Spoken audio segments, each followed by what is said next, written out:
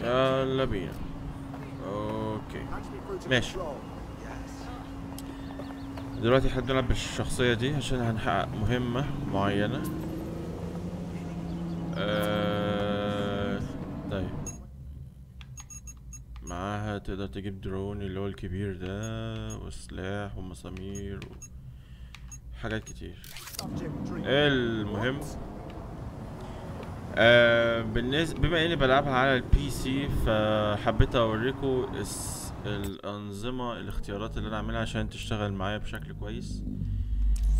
خيارات فيديو، اول حاجة اللي مشغلها على كواد اتش دي تمام 144 عشان الشاشة عندي 144. كل الكلام ده زي ما هو كده. مجال الرؤية انا مخليه 75 وممكن تخليه 80 عشان يديك مجال رؤية اكبر، تقدر تشوف يعني نسبة كبيرة في الشاشة. تمام. الحاجة التانية خدوا بالكم من معدل الاستهلاك اللي هو تحت على الشمال الجزء ده. الكارت اللي انا كارت الشاشة اللي انا بستخدمه هو ال RTX 2070 اكستريم، ده بقاله 3 سنين تقريبا. الرامات بتاعته 8 جيجا. فاللعبة لو انت زودت كل حاجة على الاخر هتعدي ال 8 جيجا، فانت هتحس ان في دروب فريمز في النص، مش هتبقى ستابيل قوي يعني. فالحاجات اللي انا ظبطتها هنا يعني مثلا جودة الرسوميات انا مخليها مخصص لان انا هظبطها على مزاجي. اشكال هندسية فائق، البيئة فائق، دقة البنية دي انا مخليها مرتفعة.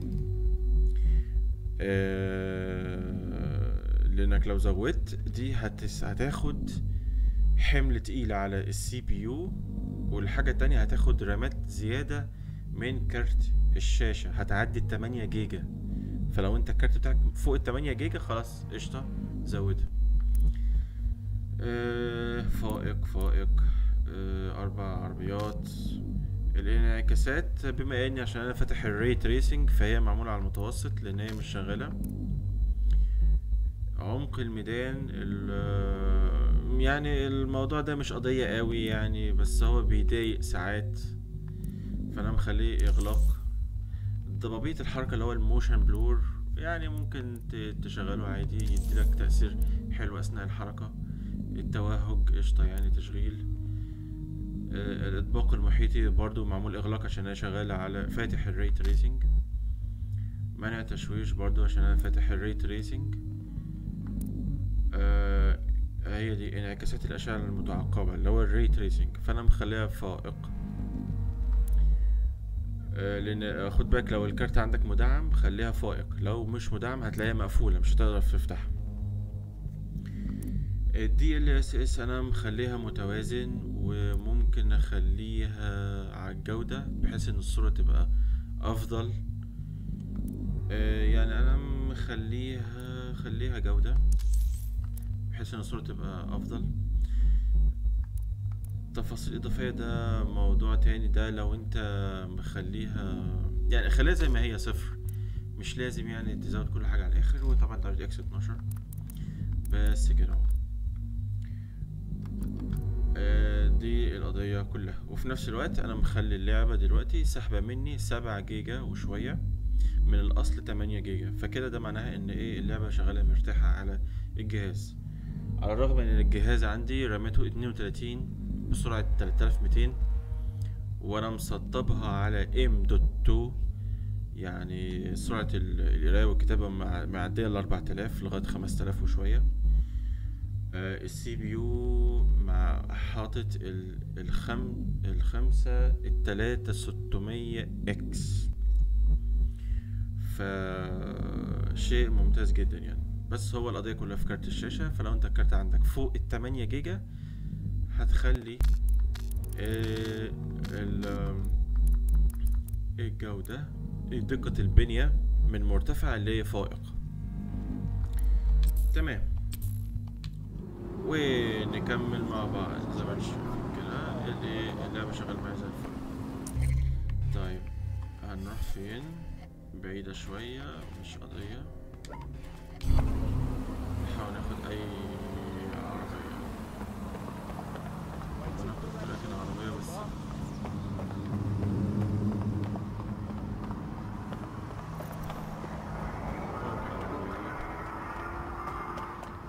أنا ليه مش عايز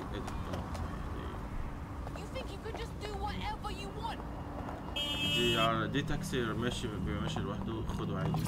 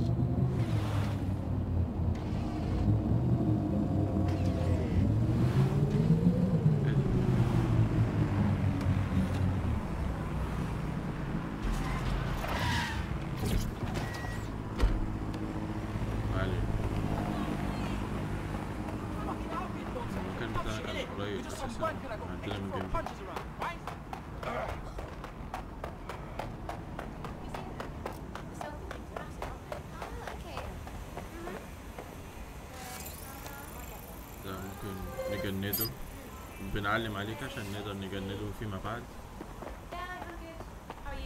يعني حاول بقدر الامكان تجند ناس محترفة زي اللي معانا دي كده.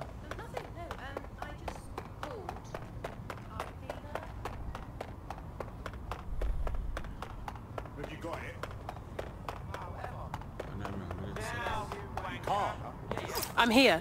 I'll highlight the server with the AR reconstruction software. It's out of reach, so you'll need to use a heavy cargo drone to steal it. دوت.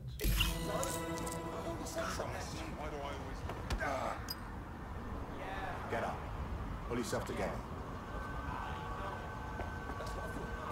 Piss off. Jesus.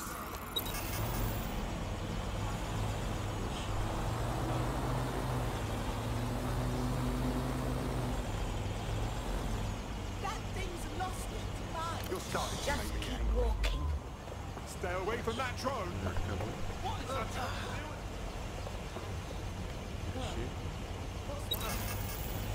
Great. See that? This is our drone. Oh shit. That can hurt someone.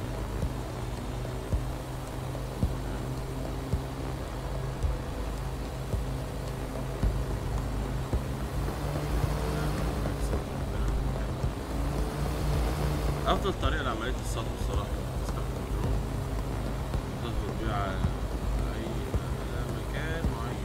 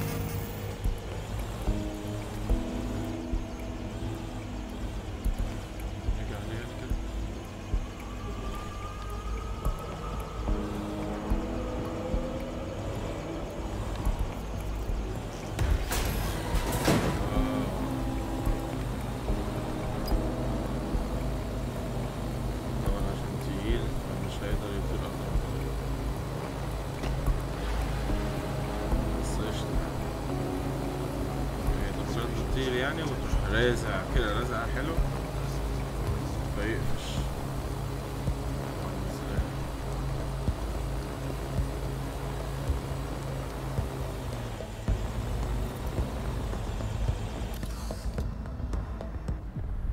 I loaded the server into your vehicle. You're good to go.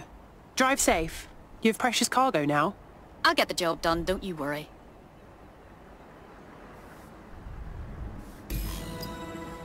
زي الفل. إعادة تجسيد بالواقع المعزز. CTOS AR. Data reconstruction in progress. This will do. Remain in the area until I've downloaded enough data to the server.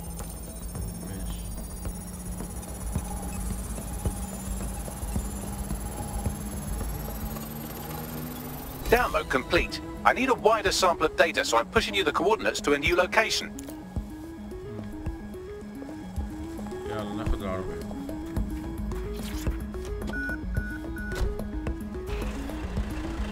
ماشي. راحة. اوكي.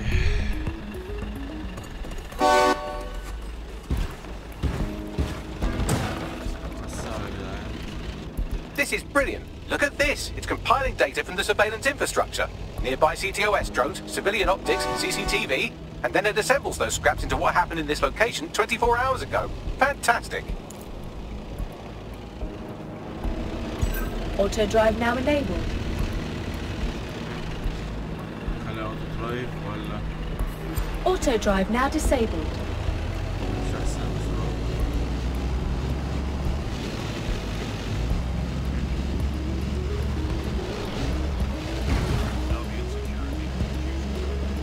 زي ما انتم شايفين كده الدنيا كلها مليانة درونز في كل حتة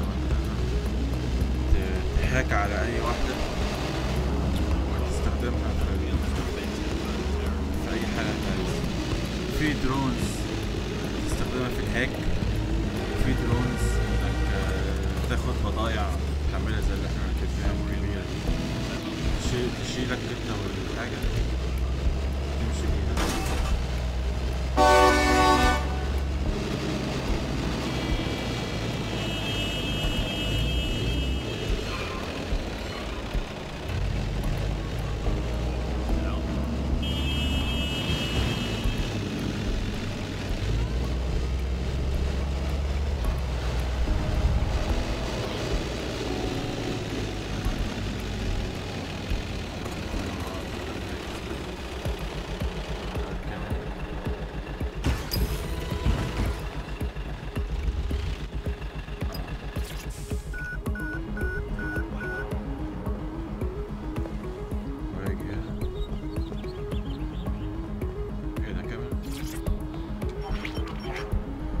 CTOS AR. Data reconstruction in progress. All right, scraping data from optics, CTOS cameras, microphones, laptops. Say, do you reckon SRS uses this to watch people shag? Fucking hell, do they use it for anything but watching people shag? Bagley, we've got drones! Well, shit, can you do anything to lose your new friends? Maybe invite them to a pottery night or overshare something personal. Whatever you do, just get to the last location in one piece. For fuck's sake. All right. Transfer complete. I'm missing one last data set. Pushing you the coordinates to the location now.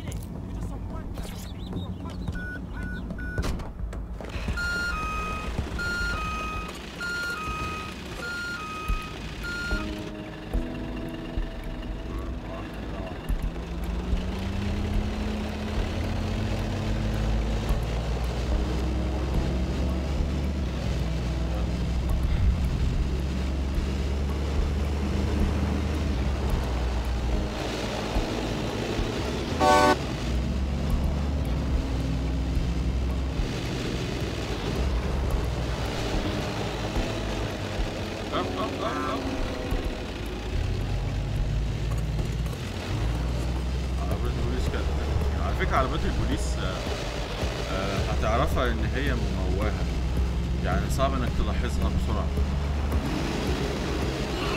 فانت تكير بقى لا تخبط اي عربية منها يلبسك طب.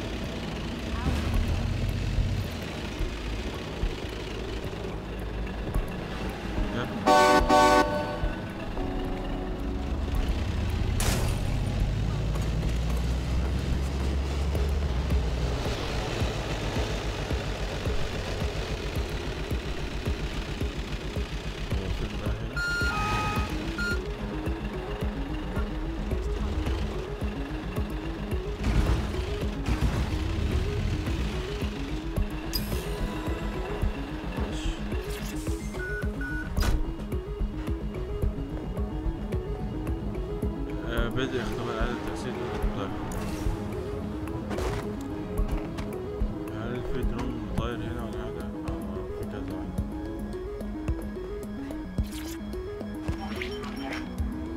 CTOS AR data reconstruction in progress.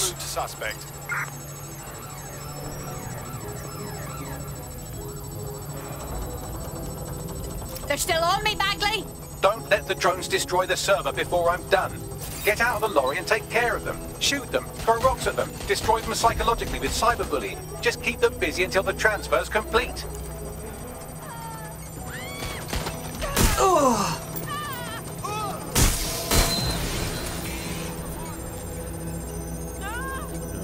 بياخد وقت بقى في الدولار.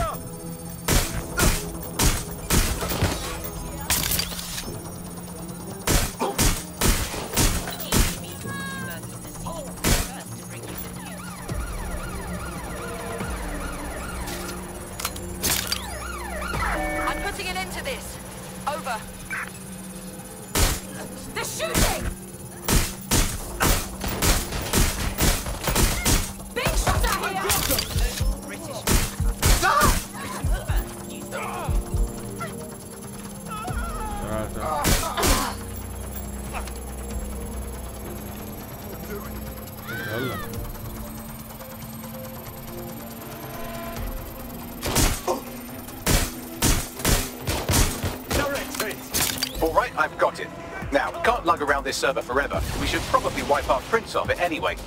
Go on. I'll overload the CPUs to cause a power spike and destroy the battery unit.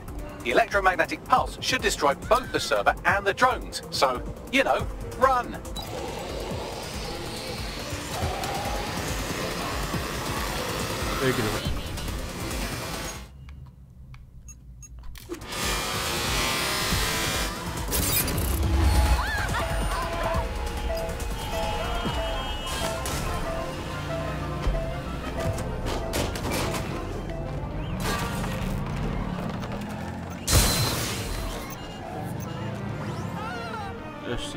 Well, that was fun, wasn't it? We pulled off a heist, made life a bit harder for the tyrants of the world, and most importantly, I got a new toy to play with. Now, run along back to the safe house. Sabine wants you and your new teammates for a briefing.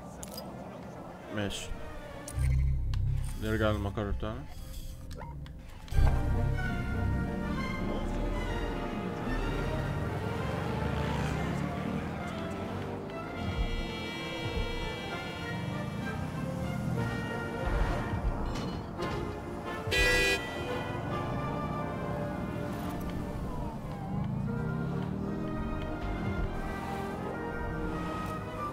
بالمرة اغير شوية حاجات، اغير الهدوم بتاعتي.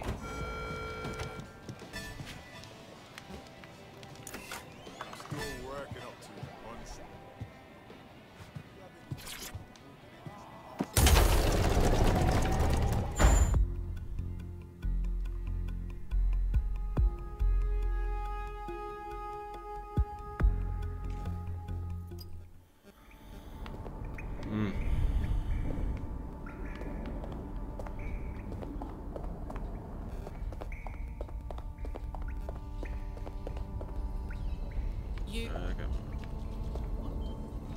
الهدوم هنا، تعالى نبص بس. Well, right. Yes.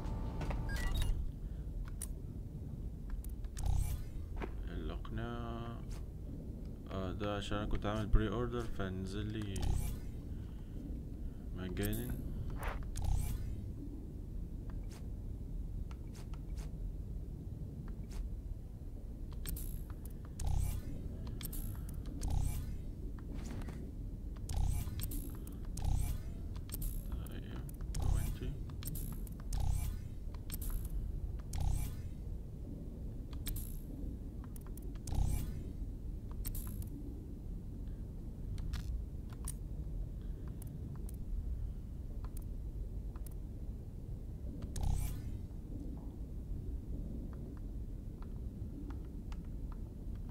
الماسك.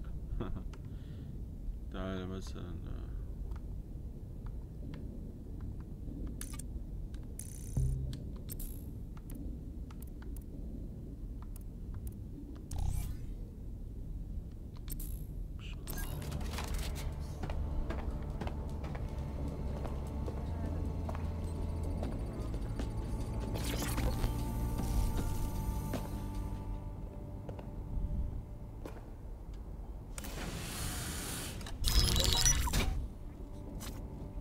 Well done, team. It's good to see the safe house filling up again. The only way we're going to keep London from falling into total oppression is by rebuilding the resistance. We need to recruit, train, build back our arsenal. The people are itching to rise up and take their city back. We just need to show them that DedSec are fighting along with them. That's very noble. But I joined DedSec to make some concrete changes. The constant Albion beatdowns aren't making me feel any safer. But I bet they're making money. Not to mention those Clan Kelly pricks are escalating. The gangsters are running rampant. Fair, but remember that this zero-day hacker group is still out there. They took out DedSec once, and it's a good bet they'll try again. I believe they were responsible for the bombings and framed DedSec. With your help, I plan to get to the bottom of this mystery. I'd say that's a full docket. Enough talk. Let's unfuck London.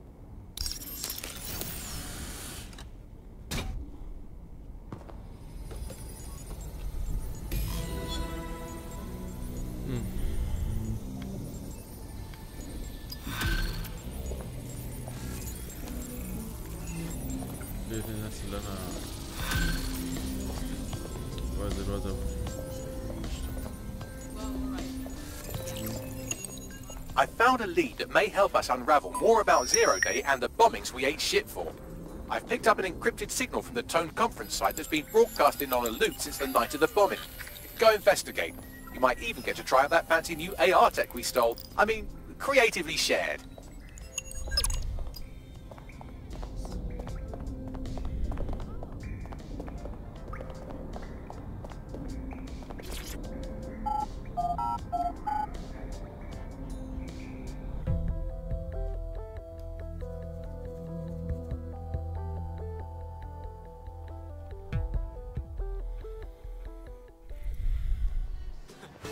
Country, yeah. It's like a bee, man. Not like a giant bee, but like a beekeeper.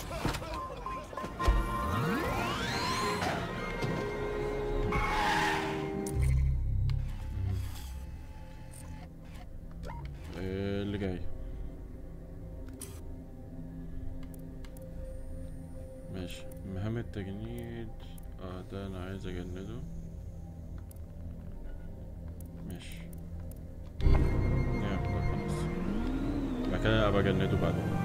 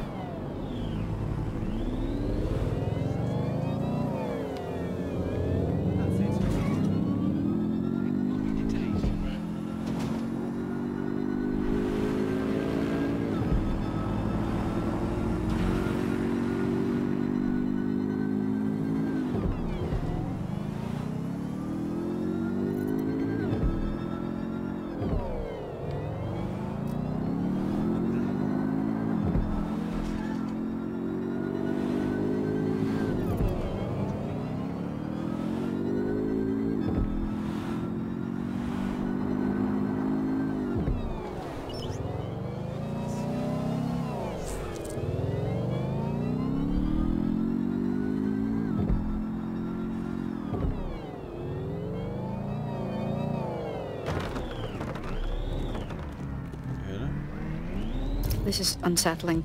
Has anyone been inside here since the attack? Nothing but rubble and tragedy.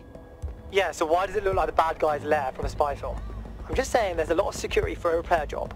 Good observation. Bagley, what should I be looking for? Any kind of device or component that could still be emitting the signal. It seems to be coming from within the rubble.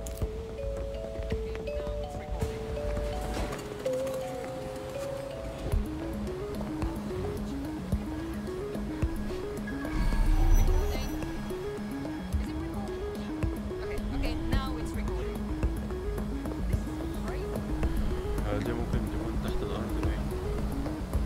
لا العلامة مش موضحة. هتبان لو العلامة الصفراء في تحتها سهم أبيض تحت، يبقى اللوكيشن تحت.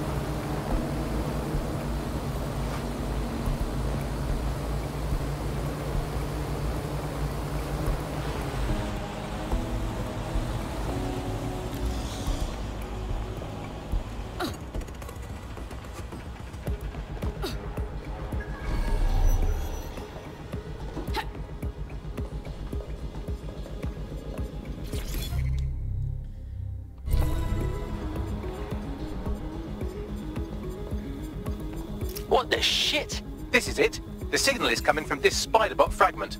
No indication yet who it belongs to. Christ, it's been ripped apart. Why was it here, Bagley? Difficult to say, but with an AR reconstruction, we may be able to see what happened to it and if it relates to the attack. Access data relays in the vicinity, and I can compile enough data to build the AR reconstruction.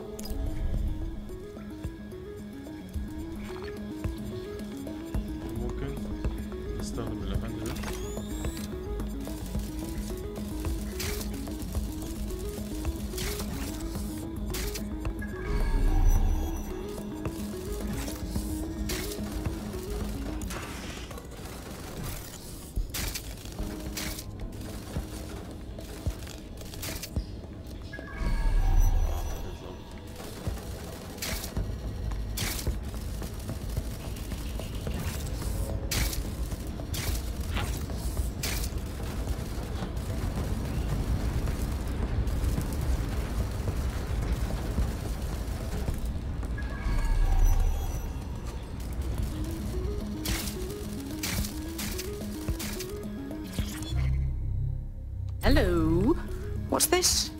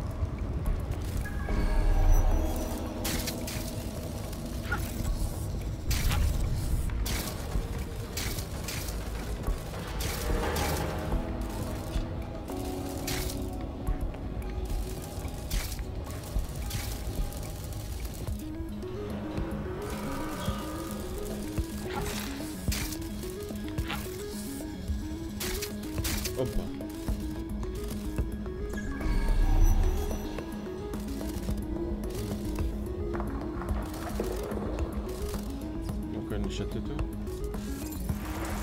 تشتيت.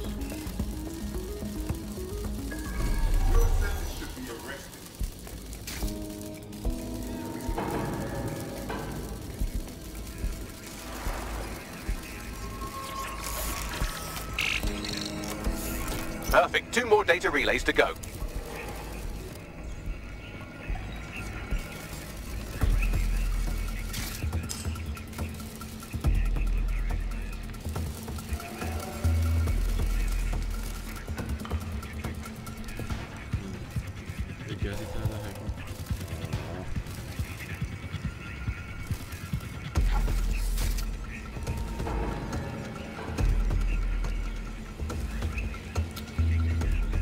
ايه مالك يا دي النيلة؟ ده علق.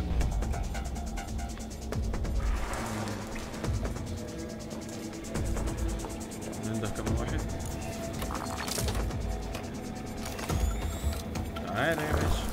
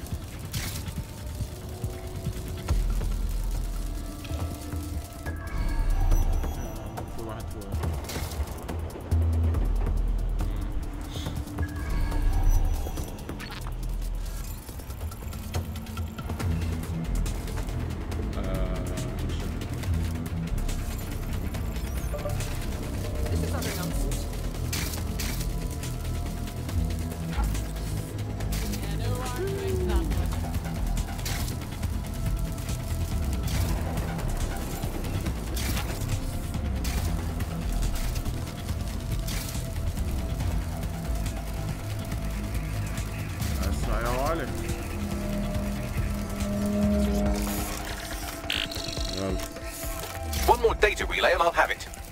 فاضل واحد. الناحية التانية. يبقى نكمل كده.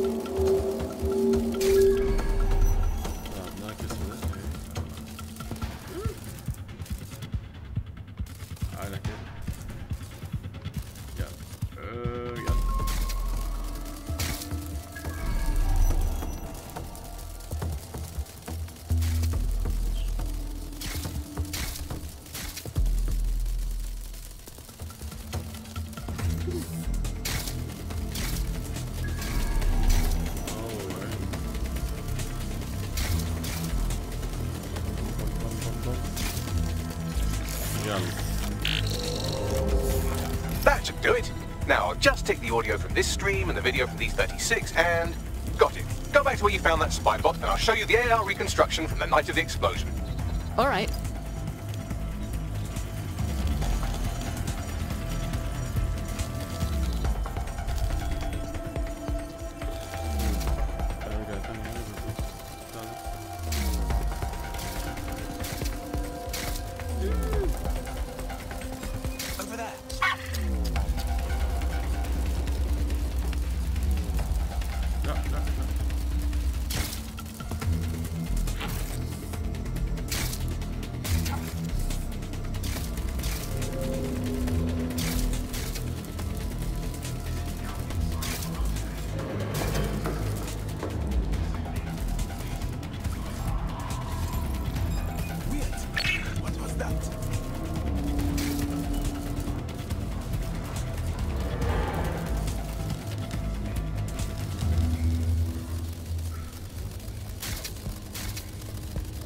طيب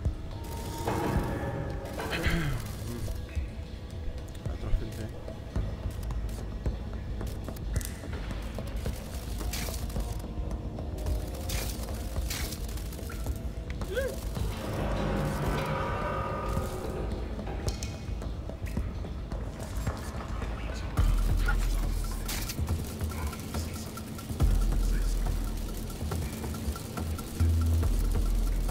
CTOS AR. Data reconstruction in progress. You brought the payload? Fuck, think we'd go back here? Don't trust the Kelly dog.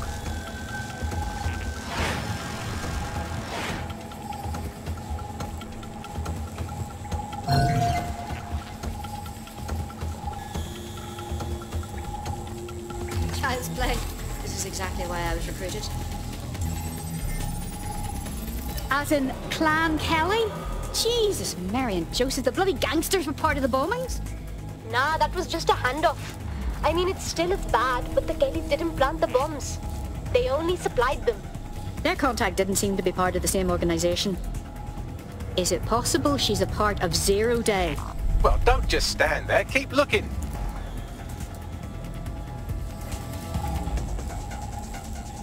ماشي وبعدين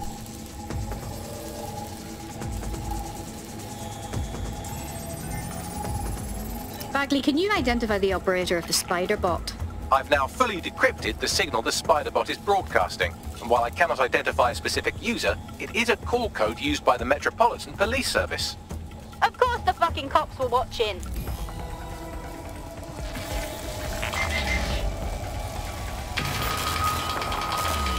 The reconstruction continues behind that rubble. And what do you propose? I quantum tunnel through it? Quantum tunnel technology is at least 10 years away, but spider bots and drones are here today. You could try one of those if you don't feel like waiting. Good plan.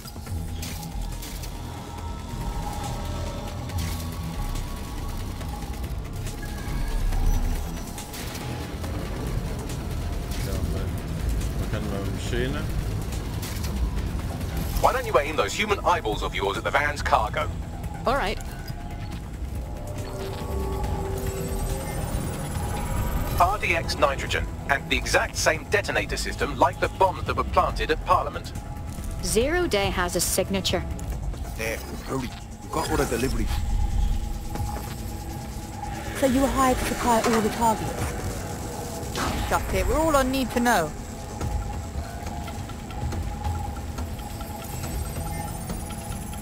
So, Zero Day organized several groups in order to stage the bombings. That's certainly one way to pull off a massive coordinated attack while remaining anonymous. Zero Day needed manpower and resources, but they needed them at an arm's length. And it doesn't take the world's greatest AI detective to see that both Clan Kelly and Albion benefited in the aftermath. Unfortunately, this is the most we can get out of the AR reconstruction. But if we could find the mystery officer who was spying through the spider bot, maybe they could tell us more.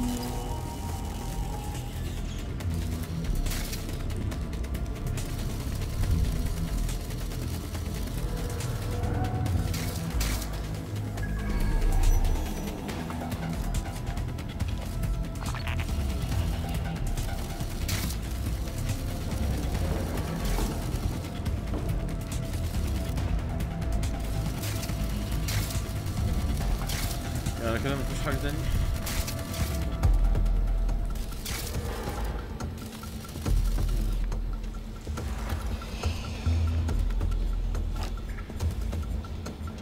على عروض المنطقة يبقى نطلع بقى من المنطقة بقى.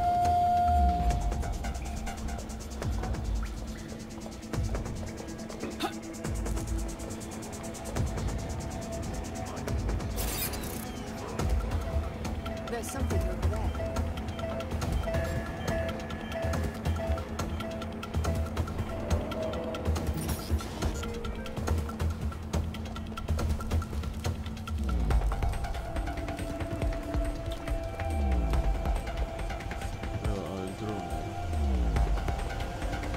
تعالى يا باشا.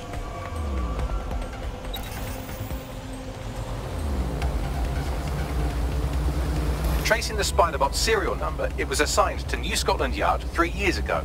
Perhaps more information about its user or its assignment will be available at the station. considering they had surveillance. It's clear the police force haven't disclosed everything they know about the attack. The only way to know for sure is to investigate New Scotland Yard.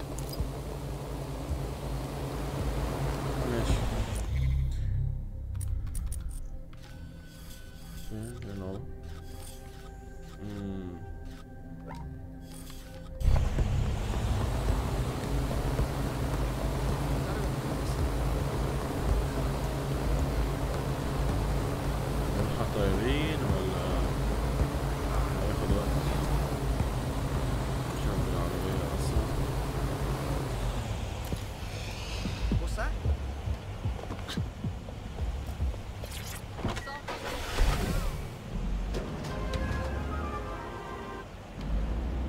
دخل عربية البوليس. دي عربية البوليس بتوع المموهة كده.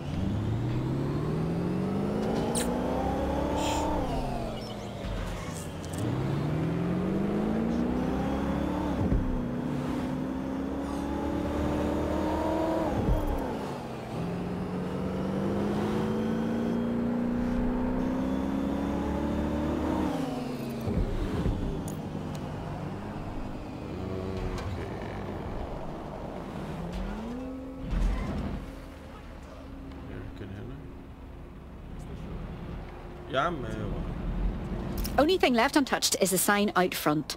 Albion's taken over the station. And the entire police service. But don't worry, if you're not pleased with your privatised goon squad, just take your business across the street. Grand. The exact improvement the police force needed was to be outsourced to bloody Albion. Not to worry, the only difference now is the uniform, assault weapons, and the fact they're motivated by profit over public service. Now, any record or information on the spider bot will be further in.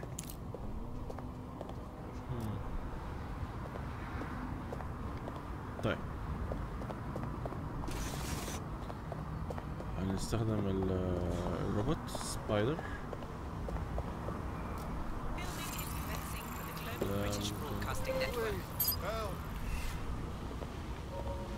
GBB first to bring you the news. يا عم انا مالي خلاص.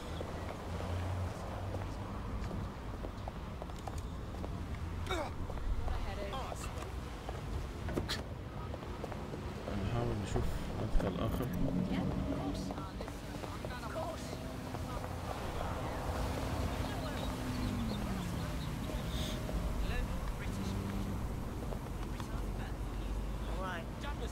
Okay. Really? No way.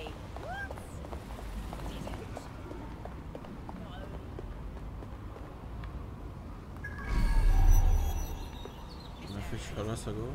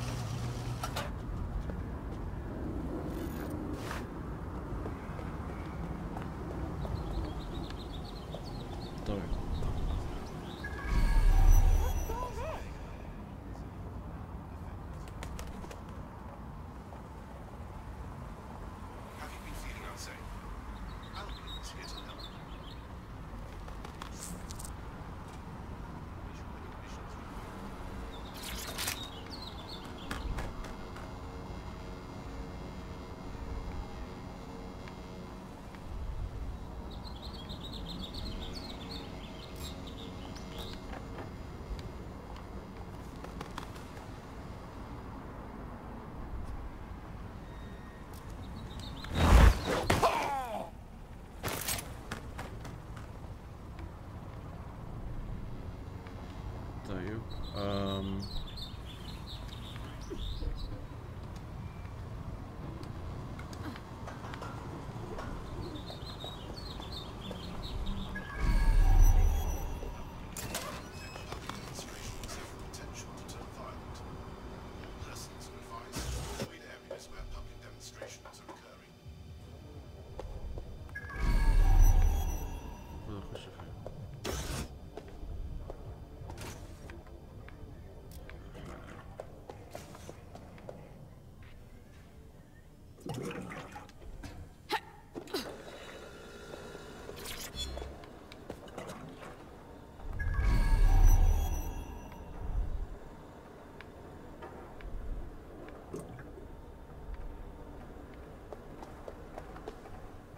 Bagley, is this our spider bot?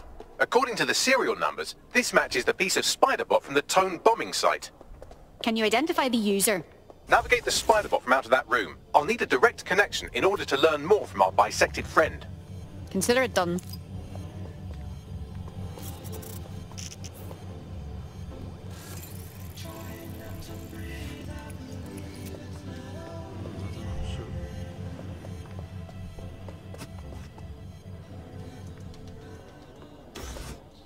بتدخله منين ده؟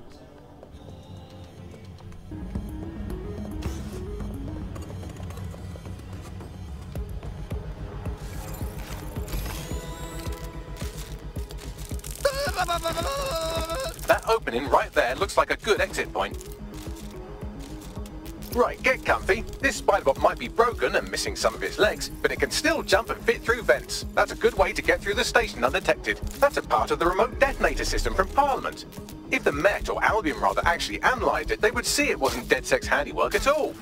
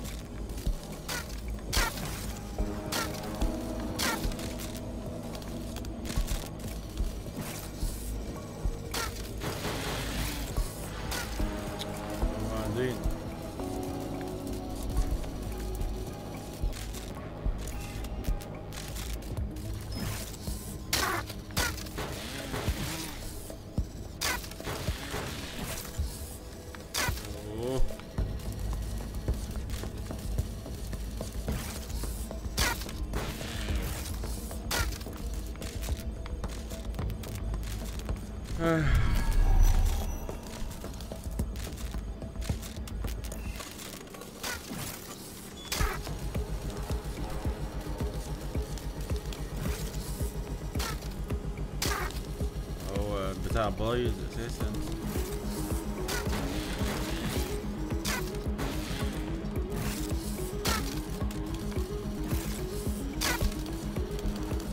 احنا بنحاول ناخد العنكبوت ده لان هو عليه الداتا اللي هتوضح مين اللي نفذ العملية.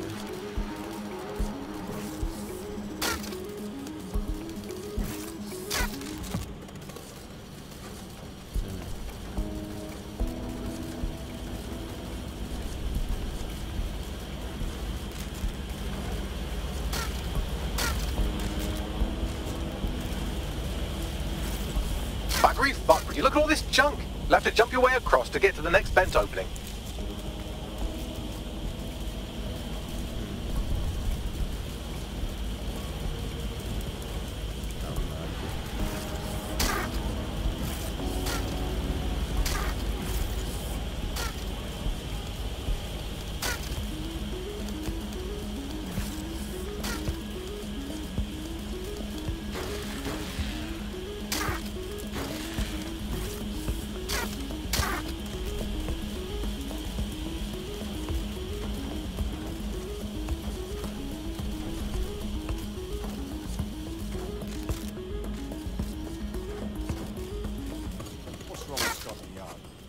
Decided they couldn't be trusted to do their jobs. Suddenly some corporation could clean up our streets better than the same police force we've had for who knows how long. When crime fighting is treated like a business, crime will never go away. That'll be bad for business, right? So don't tell me Albion has our best interests at heart. So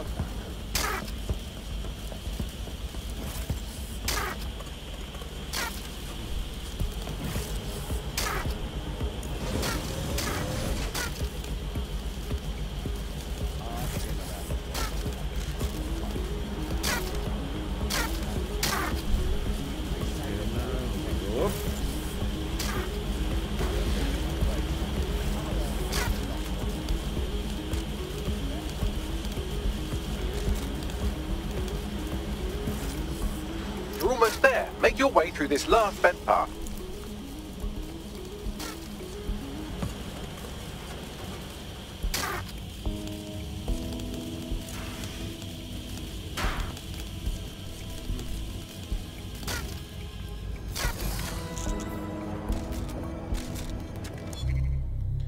التقاط. نخرج بقى. I have it. Scanning SpiderBot and accessing its internal drives. While I'm analysing this data, you should make yourself scarce. Unless you'd like to explain to your new, heavily armed, privatised police force why you've broken into the station. Fine.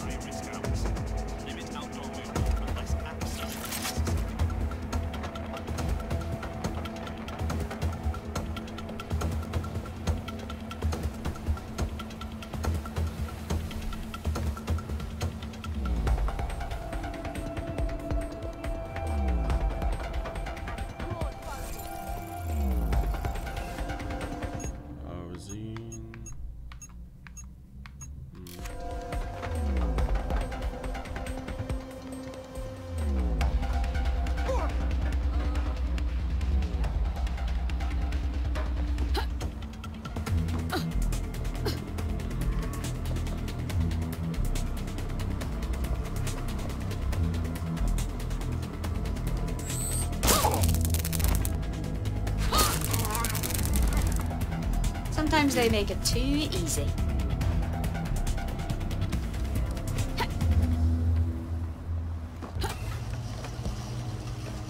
The SpiderBot fragment you found has a satellite-based GPS module that regularly pushed its location to a specific ground station. Strange. Why would the police force use another station unless it's off the books? Pushing you the ground station's coordinates.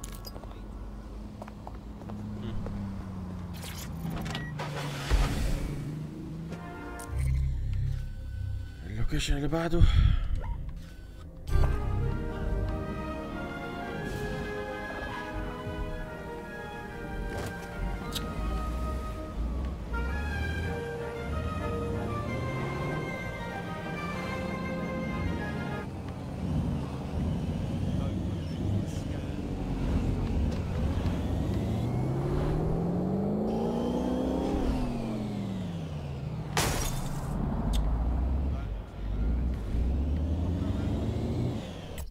نعم.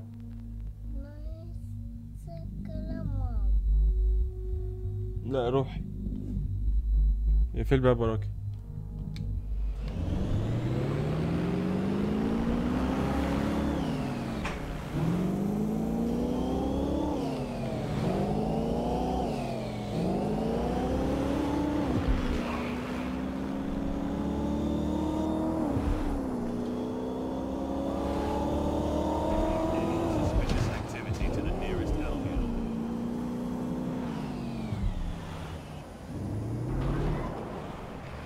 Is there a way to get in, Bagley? I'm detecting a surveillance network guarding a space under this bridge. If you can patch into it, perhaps you can take a look inside. The GPS history of the SpiderBot we recovered regularly pings these coordinates. Our mystery witness to the real bombers must have come to this lovely, damp location several times. It's discreet, in a camera dead zone. Good place to conduct some less than legal business. Or to discreetly dump a body into the Thames.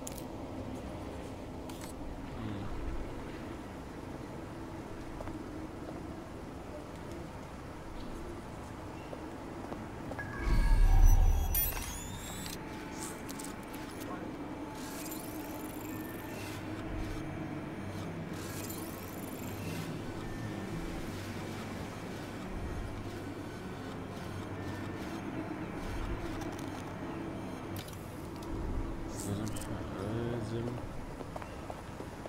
لو انا فجرته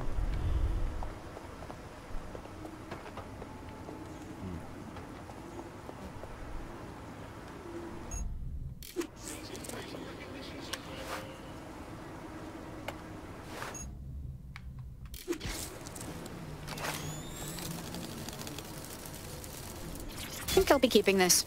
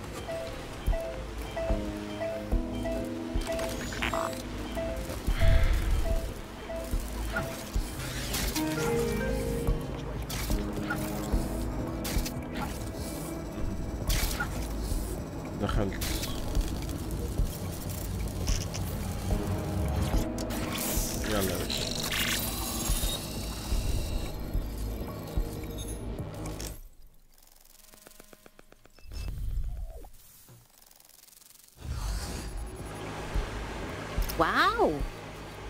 It's like the Met built themselves an underground way station in here. Well, if Albion was stomping all over your workplace, you'd find a different place to store your lunch too. And it seems our mystery officer was dedicated. So what were they investigating that led them to the towing bombing? The computer's dusty enough to kill an asthmatic, but there may still be something useful on it.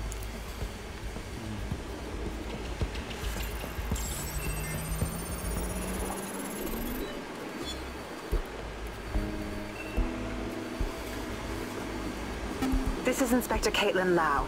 Well, former inspector now. Since Albion's coup, the Met is no more. The police brass had already buried the evidence anyway. Everything implicating Albion and Clan Kelly in the bombings. But I know Mary Kelly's band of twats were involved. And they're involved in other crimes we can look into. Me and a few good mates are willing to go off book. Going after Mary Kelly again. I'll never fucking learn, will I?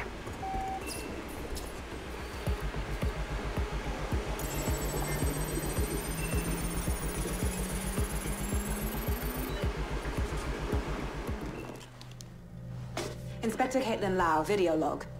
Clan Kelly and Albion are teamed up on some deal. I don't have all the details, but it looks to be human trafficking. The European Processing Center is the Albion angle. Since the bombings, they can grab anyone off the street.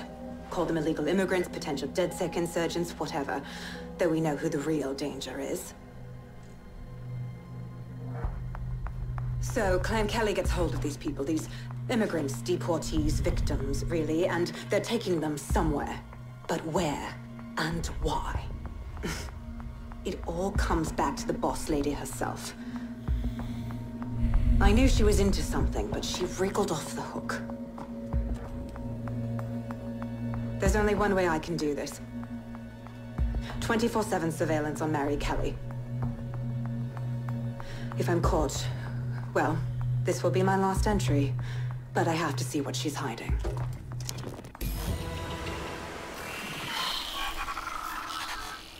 So, our mystery officer was Inspector Caitlin Lau. It sounds like Mary Kelly was her white whale, and her investigation led her to the bombings. I didn't think Albion could get any more corrupt. But working with a criminal syndicate? It seems like 0 Days Web covers all of the unsavory bits of London. Tug on a thread, and it leads back to them. Clan Kelly and Albion included. And mass disappearances definitely sounds like something DedSec should look into. Inspector Lau mentioned Albion is running their part of the operation out of the EPC. Detectives like us call that a lead.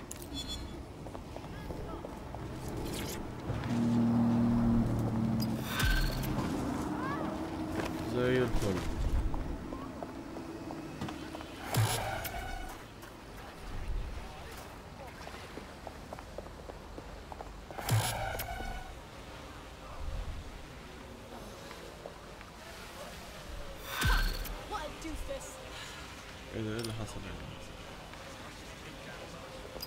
This Albion Clan Kelly business leaves a bad taste in my mouth. And if Caitlin Lau's right, then this little nugget jumps to the front of the queue. We have reason to believe a former DedSec operative may still be alive, but missing inside the EPC. Angel Lopez, not London born, but I won't hold that against him, unlike some others. Looks like Angel got caught up in the immigration roundup, which, ironically, may be the only reason he escaped 0 Days DedSec purge. Anti-immigrant sentiment has grown in London since the bombings. Albion fuels it. It allows them to send anyone they want to their brutal refugee camp. We need to find Angel before they discover he's DedSec. This is kind of personal team. Yeah. Finding his trail might just shed some light on the Albion Clan Kelly connection. Well, chances of him being deported at this time are slim to none. He's probably stranded in the EPC, which is unpleasant. I've sent the details to your device and advised our contact at the EPC. They can get you inside. فين اللوكيشن؟ ده استاد ده.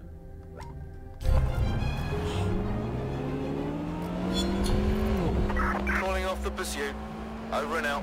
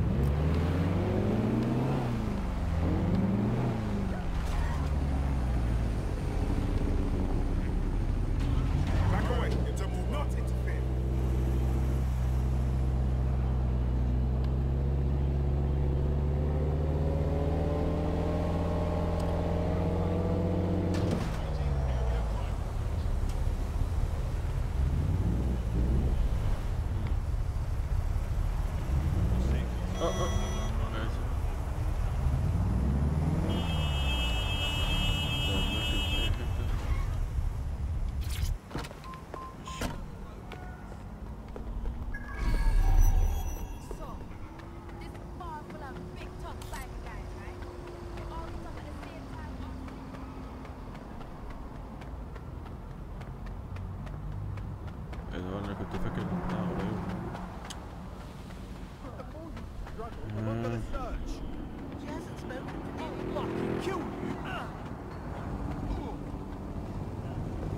So, I've delved more into Caitlin Lau's investigation, and an enormous number of missing person cases centre around the EPC. The inspector was definitely onto something. We need to find our contact. I assume you all realise that Albion finding out Angel is DedSec would be disastrous? For him as well.